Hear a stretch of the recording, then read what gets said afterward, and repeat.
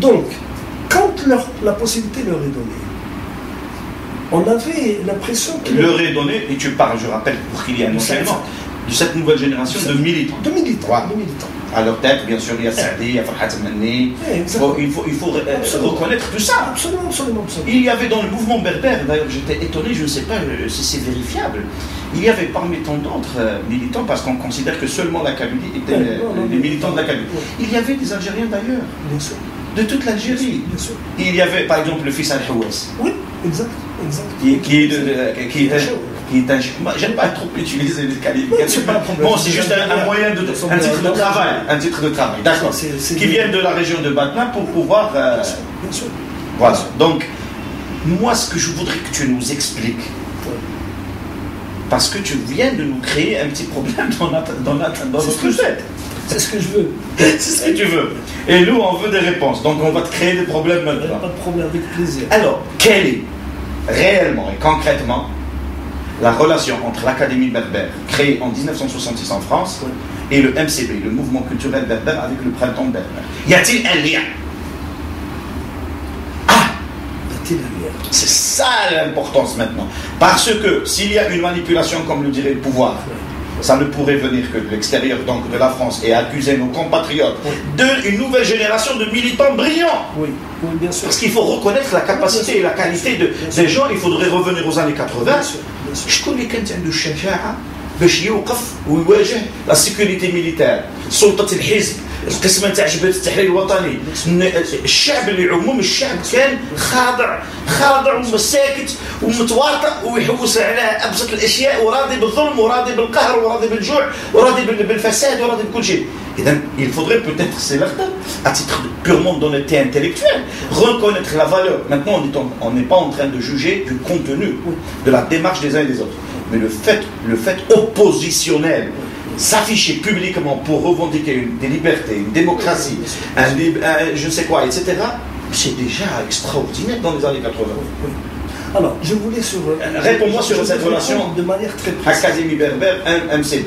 Alors, l'Académie berbère, il ne faut pas la diaboliser plus qu'il n'en faut, si elle a été au départ, en 67, elle est née en 67, pratiquement au moment de la guerre israélo-arabe. Et l'acte de naissance... Moi, dans ma tête, c'est 66, mais c'est pas important. L'acte de naissance de l'Académie berbère, c'est la diffusion du tract par lequel l'Académie berbère apporte son soutien à Israël contre l'Égypte. Ce tract existe, je l'ai lu. Je l'ai lu puisqu'il a été reproduit. C'est l'Académie berbère a soutenu Israël contre l'Égypte. Oui, contre les Arabes d'une manière générale et l'Égypte en particulier. J'ai lu un tract qui a été reproduit dans le premier numéro d'El Jarida qui date de 1967, c'est-à-dire à chaud. Avant 67, l'Académie berbère n'existait que formellement. C'est là où elle fait c'est son acte de naissance politique. Je pense que sur l'année 67-68, probablement, elle a été beaucoup utilisée par les services français contre l'Algérie. 67-68. En 68, il y a un fait extraordinaire avec le bouleversement que va connaître la France. C'est les fameux événements de 68. De mai 68. Ils ont des répercussions, y compris sur un petit microcosme comme l'Académie berbère. Pourquoi? Parce que les étudiants algériens, et il faut le dire, il faut le rappeler, l'Algérie du temps de Boumedienne, pour ne pas dire l'Algérie de Boumedienne, a eu une politique de formation de cadre. Beaucoup de gens ont obtenu des bourses. Dans le Medhab, au départ, j'étais parti avec une bourse. Je suis parti en 70. Il y a eu un certain nombre de gens qui sont partis. Certains sont partis dans beaucoup de pays et quelques-uns sont partis en France. Les gens qui sont partis en France, ceux qui ne voulaient pas faire de la politique, et c'était leur droit le plus absolu, je ne juge personne. Ils ont vaqué à leurs occupations, ils ont vécu leur vie estudiantine, ils ont fait leur diplôme, ils sont rentrés, etc. D'autres, comme moi, ont été intéressés par l'activité politique. Parce qu'on sortait enfin de la prison qui était l'Algérie du temps de Boumedienne, Et on avait des velléités de vouloir faire quelque chose pour le pays, et on ne pouvait le faire qu'à partir de l'étranger, à l'époque. À tort ou à raison, on pensait comme ça. Donc, certains sont allés vers le FFS, quand ils étaient originaires de Kabylie. D'autres sont allés vers le PRS, parce que ça leur parlait. D'autres sont allés vers le FLN clandestin, j'en connais quelques-uns, dont mon ami, entre parenthèses, Hossein Nia, qui va devenir un militant du RCD, même un cadre national important. Et il était très proche de Boumaza, je ne sais pas si tu le sais. Et ensuite, certains qui étaient dans le microcosme universitaire voulaient aller vers probablement un élément qui leur apparaissait comme un regroupement culturel. Je pense qu'il s'agit surtout des gens qui ont fait partie de ce qu'on a appelé le mouvement des démocrates dans les années 60, qui étaient essentiellement kabyles. Essentiellement kabyles, et c'est un mouvement qui s'est créé à la cité universitaire de Ben Akmin. Parmi ces gens-là, certains sont rentrés dans l'académie. Et ils vont rentrer dans l'académie, ils ne vont pas entrer comme des suivistes. Ils comprennent tout de suite l'importance de l'académie. Ils veulent à ce moment-là l'autonomiser par rapport à la structure décisionnelle ils se sont rendus compte qu'effectivement, Mohamed Arab, c'est un militant infatigable, un militant patriote, mais politiquement, khaoui, l'arabe. Et ils ont dû aussi se rendre compte qu'il y avait, et comme c'est une association loi 1901, une association française, donc il y a des Français qui se réunissent avec eux, par la force des choses. Et parmi les Français, il y a ces fameux gens qui sont douteux, il faut appeler les choses par leur nom. Servier, c'est Servier. Léger, je ne sais pas si la CIG avec eux. Non, on en a déjà parlé. On en a déjà parlé, c'est pas notre problème. Le lien maintenant, s'il y a un lien. Le lien. Ce sont ces gens-là, ces gens qui vont travailler le milieu universitaire, ils vont aller dans les universités, ils vont essayer de recruter, etc. Il y a un bouillonnement à la fin des années 60. Un bouillonnement dans les milieux amazirs, dans les milieux berbéristes, pour aller vite en besogne. Et dans ce bouillonnement, ce bouillonnement va arriver au moment où les vieux partis, comme le PRS et le FFS, et probablement le MDRA et le FLN clandestin, sont à bout de souffle. Ils sont à bout de souffle. D'autant plus que ces partis qui se sont contenus dans la clandestinité et dans surtout l'obligation de réserve par rapport au pays d'accueil, puisque tu es militant politique algérien, pas en France, sont un peu bousculés par les événements de 68 et bousculés surtout par la décennie 70. La décennie 70 en France, il y a deux faits capitaux qui vont bouleverser pratiquement la vie politique française et la vie politique de tous les mouvements réfugiés en France. C'est la constitution des comités vietnamiens, des comités pour le Vietnam et des comités palestiniens. Or, aussi bien dans les comités palestiniens que dans les comités Vietnam, il n'y a pas d'obédience culturaliste. Ce sont des idéologies de libération nationale.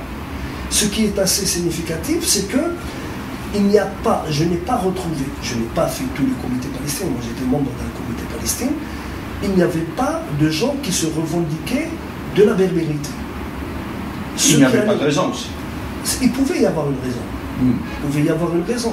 Un berbériste, dans sa logique extrême, s'il pouvait aller jusqu'au bout, la libération de la Palestine étant une affaire coloniale, comme l'idéologie officielle de l'Académie berbère, c'était que la Kabylie était colonisée par le pouvoir d'Alger, donc normalement, logiquement, on devrait aller dans une lutte anticoloniale. Or, ils ne sont ni dans les comités palestiniens, ni dans les comités Vietnam. Ils sont dans le culturalisme. Et ça, je pense que les services algériens se sont rendus compte de la chose. Se sont rendus compte, et probablement que Slimamba a compris à ce moment-là. Il a compris une chose. Il faut créer une polarité intellectuelle, citoyenne, qui capte cette opposition et qui l'empêche de devenir une opposition sécessionniste politiquement parlant. Mais c'est toute la stratégie du pouvoir de l'époque. À chaque fois qu'il y a la naissance ou émergence ou possibilité d'émergence d'un mouvement d'opposition, oui. Parallèlement, le pouvoir crée soit une force parallèle pour étouffer cette mouvance, soit essayer de récupérer au maximum à travers l'intimidation, à travers la corruption, les acteurs principaux du mouvement, quel que soit ce mouvement, islamiste, berbériste, laïque, démocrate, républicain. Restons dans les années 60, et dans la logique des années 60 et 70. Le problème qui se pose, c'est ce problème-là, c'est le problème de la Kabylie. La Kabylie. Et la Kabylie, 60-70, il y a 2 partis politiques et une association ou bien une couverture associative qui travaillent politiquement et idéologiquement la Kabylie. Donc, la seule possibilité, c'est de capter cette kabilité, cette amazérité, la capter, la nationaliser, c'est-à-dire la réintégrer dans l'espace national, la valoriser. Enfin, disons plutôt pas. Moi, je ne suis pas d'accord. La nationalisation ou la capter dans un processus d'unité nationale. Non, c'était une récupération. C'était plutôt une récupération du pouvoir. Le pouvoir a tout le temps tenté de récupérer tous les mouvements de rébellion, de sécession ou même de résistance à c'est-à-dire le pouvoir en fin de compte. Non, moi je ne partage pas ton point de vue là-dessus. Pourquoi ? Dans le cas précis, celui-là, je ne pense pas que Qasem Marbah ait voulu récupérer Mouled Maamri. Et Mouled Maamri n'est pas un homme qui se laisse récupérer. Donc laisse-moi on a voulu construire à travers la figure emblématique de Mouled Maamri un pôle d'excellence qui attire à lui l'élément intellectuel kabyle qui se trouve. Mais qui soit à l'intérieur de l'Algérie, et qui ne sort pas de la logique du pouvoir. Pas seulement à l'intérieur de l'Algérie, parce que Mouled Maamri était en même temps, comme il était interdit d'enseignement à l'université d'Alger, puisque c'est Talb qui a pris la mesure de dissolution de la chaire de Berbère à l'université d'Alger, Mouled Maamri enseignait à l'école de hautes études de sciences sociales.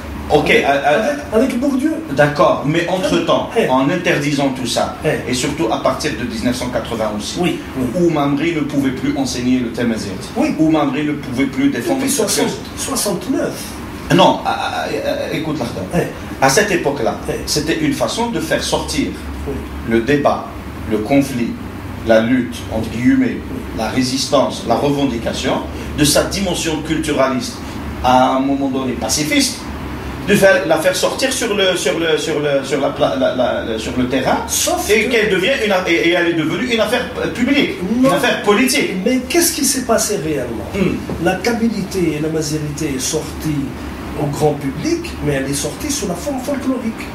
On autorisait les femmes à bouger le popotin avec la fota, on autorisait les groupes de chanteurs, on autorisait les groupes de folkloriques. Mais ça, c'est le côté pouvoir. Mais je parle du pouvoir. Non, ça c'est le côté pouvoir, mais de l'autre côté. Quelqu'un comme Maamri, il le dit clairement d'ailleurs. Il dit ce que le pouvoir ne savait pas. C'est qu'en interdisant, et en interdisant tous ceux qui défendaient l'aspect culturel, l'aspect linguistique, l'aspect scientifique de la cause, ce qu'ils n'avaient pas compris, c'est qu'ils avaient jeté cette affaire dans la rue et que la société elle-même l'avait prise en charge, et on l'a constaté par la suite. Bien sûr. Et sinon, comment tu expliques toutes les incarcérations du pouvoir contre les militants du mouvement berbère? Comment tu expliques? Ils sont passés à l'action, mais c'était au départ, c'était pas une action violente. Il faut reconnaître que la violence a commencé du côté du pouvoir. Et le commissaire, le chef de sûreté de wilaya de Tizi Ouzou, avec l'implication à l'époque de Khdiri à la tête de...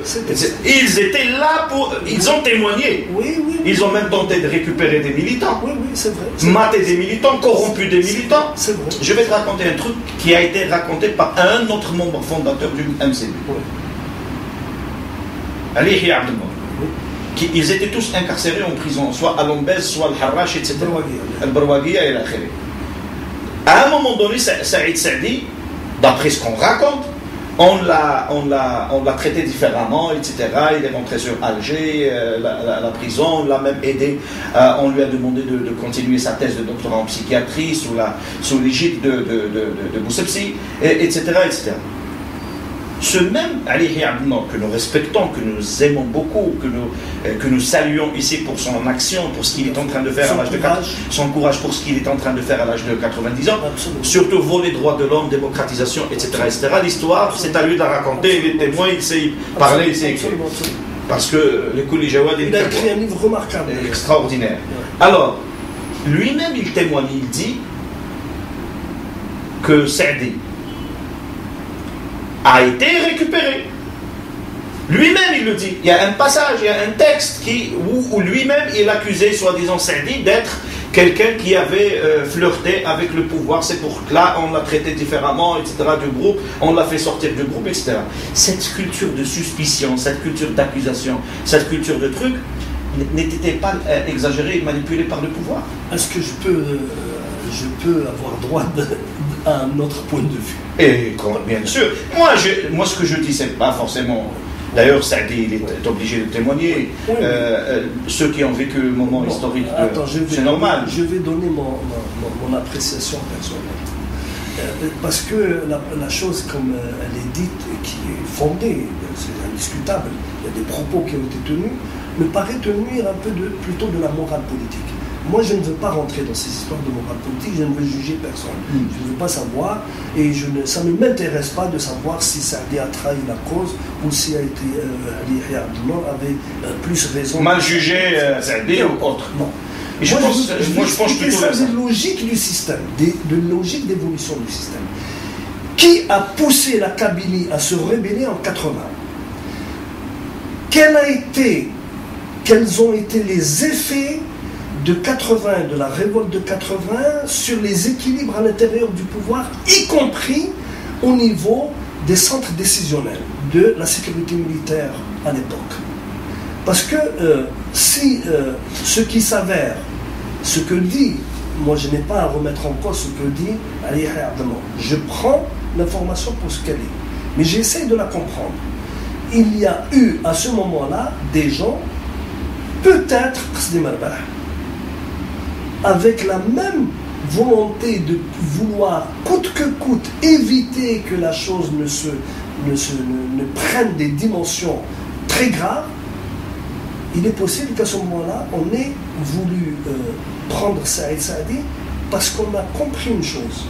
On a compris que le leadership, le zaïmisme intellectuel qu'on a voulu fabriquer avec Mouloud Ma'amri ne tenait plus. Effectivement, il ne tiendra plus. Est-ce que ce n'est pas... Oui. L'usure de l'image de marque intellectuelle de Mouloud Ma'amri, elle est venue comment elle s'est... Mouloud Ma'amri a attiré vers lui les chercheurs. Et un certain nombre de chercheurs ont mis du temps, mais ils ont compris que finalement c'était une voie de garage. On voulait les mettre sur la recherche sur la bérbérité, sur la mazérité, sur la récolte du patrimoine, pour les éloigner de la lutte politique. Ce que Mouloud Ma'amri, dans une certaine mesure, faisait. Il voulait encadrer, en tant qu'homme de science, les gens. Il voulait les préserver, parce que Mouloud Ma'amri sait que le pouvoir qui était en place dans les années 60-70, et y compris dans les années 80, est un pouvoir sanguinaire.